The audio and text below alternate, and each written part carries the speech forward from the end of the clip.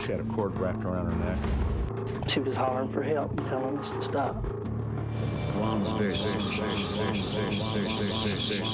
Wasn't true. You wouldn't say it. It looked like a damn gas man. I don't know why they keep on me. I know I didn't do this.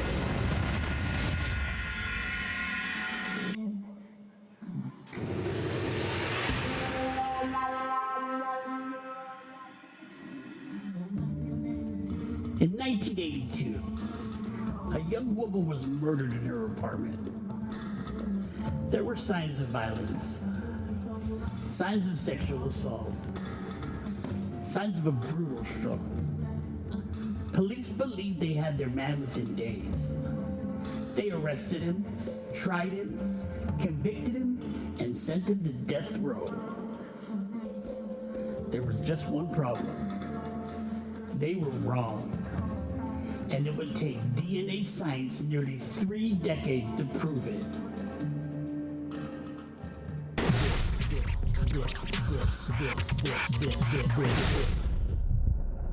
This is Forensic Shadows. December 7th, 1982, Ada, Oklahoma. 21-year-old Deborah Carter was found dead in her apartment. She had been beaten, strangled, sexually assaulted. The crime was chaotic. Bloodstains, disarray, forced trauma. Investigators collected physical evidence. Hair samples, semen samples, fibers. But in 1982, forensic DNA testing did not yet exist in practical criminal investigations. What they had instead was pressure. It was a crime scene unlike anything local authorities had ever seen. Words were scrawled across her body in ketchup, a chilling message from a perpetrator who had vanished into the night. The town was in shock. The police were under immense pressure to find the culprit, and they needed suspects, and they needed them fast.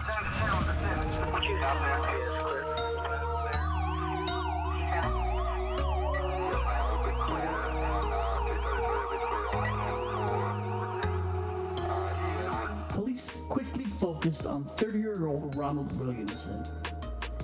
He was known in town, a former minor league baseball player, struggled with mental health issues, eccentric behavior, emotional outbursts. He didn't fit socially, and that made him vulnerable. Police interrogations were aggressive. Statements were inconsistent. Witnesses claimed they heard him confess, but there was no physical evidence tying him to the crime scene. Still, prosecutors moved forward. In 1988, Williamson was convicted of murder and sentenced to death. He entered death row, maintaining his innocence. After injuries and struggles with mental illness, his dreams of stardom faded, and he returned to Ada, becoming a familiar face around town. But to the police, he was an easy target. He was troubled, loud, unpredictable. Ron was very suspicious, had a bad reputation. People started calling in about Ron Williamson. And Dennis Fritz. The town was in disbelief.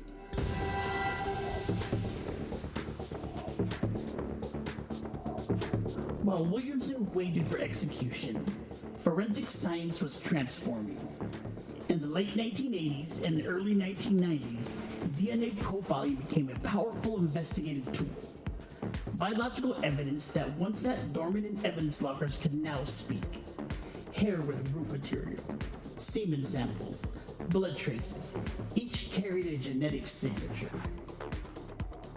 In 1994, the Innocence Project began using DNA testing to review wrongful convictions. Eventually, Williamson's case was selected. The preserved biological samples from Deborah Carter's crime scene were tested. The results were clear. The DNA did not match Ronald Williamson. He was innocent. After 11 years on death row, he was exonerated and released in 1999. But that wasn't the end, because DNA doesn't just exclude, it identifies. close did you come to being executed? 5 days. Attorneys Barry Scheck and Peter Neufeld founded the Innocence Project. For over 25 years, this nonprofit legal group has made it their mission to exonerate falsely convicted individuals using DNA testing. In the 1990s, the Innocence Project assisted both Ron Williamson and Dennis Fritz on appeal. To date, the organization has helped to exonerate over 360 wrongfully convicted people, 20 of whom had been sent to death row, and to find 158 real perpetrators. The evidence wasn't even human hair. They thought it was dog hair. How are we comparing dog hair to human hair and coming up with convictions? The same DNA profile that cleared Williamson was entered into state databases. It matched another man, Glenn Gore. Gore had testified against Williamson during the original trial. He was familiar with the victim, he had access, and his genetic profile matched the semen collected from the crime scene. The evidence was undeniable. In 2003, Glenn Gore was convicted of Deborah Carter's murder, more than 20 years after her death. In the first crime, the first murder, Debbie Sue Carter, the eventual killer was the last man seen alive with the victim. But for some reason, the police chose not to investigate him. Didn't for a long time. They finally settled on two other guys, Ron Williamson and Dennis Fritz, and they were eventually convicted and sent to prison. And Ron Williamson came within 5 days of being executed for a murder he had nothing to do with. In small towns like Ada, the prosecutors and the police are under enormous pressure.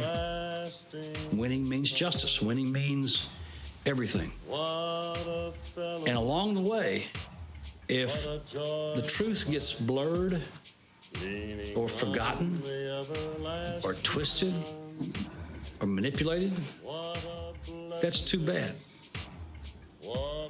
And that's how we get wrongful convictions. That's how you get Ron Williamson and Dennis Fritz, Tommy Ward and Carl Fontenot. And that's what happens so often in criminal prosecutions. This case became one of the most powerful demonstrations of DNA's ability to correct injustice. So let's break down what made this possible. Evidence preservation. The biological samples were stored properly for decades. Advances in STR analysis. Short tandem repeat testing allowed for precise identification. Database comparison. Once the DNA profile was uploaded, it could be matched. Post-conviction review. Legal advocacy groups pushed for retesting. Without even one of those components, an innocent man would have been executed, and the real killer would have remained free. Ronald Williamson didn't leave prison unchanged. 11 years on death row, isolation, psychological deterioration, missed family milestones, irrecoverable time. He died in 2004, only 5 years after his release. The system corrected itself, but late and imperfectly. Meanwhile, Deborah Carter's family waited more than 2 decades for the truth. Imagine living that long without certainty, without closure. DNA provides answers, but time had already taken its toll.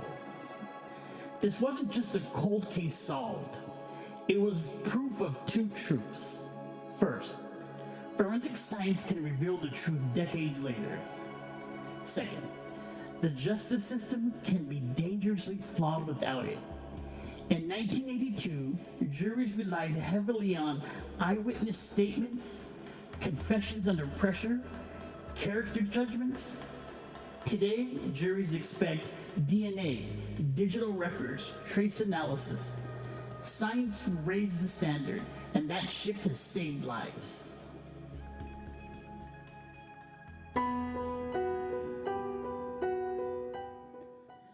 Deborah Carter deserved justice. Ronald Williamson deserved freedom. Both were denied for years until science caught up. There are still thousands of cases across the country where biological evidence sits in storage, untested, waiting. DNA is patient. It doesn't fade, doesn't forget. It doesn't care about public opinion. It simply tells the truth encoded in cells. And sometimes, 30 years later, the truth is finally heard.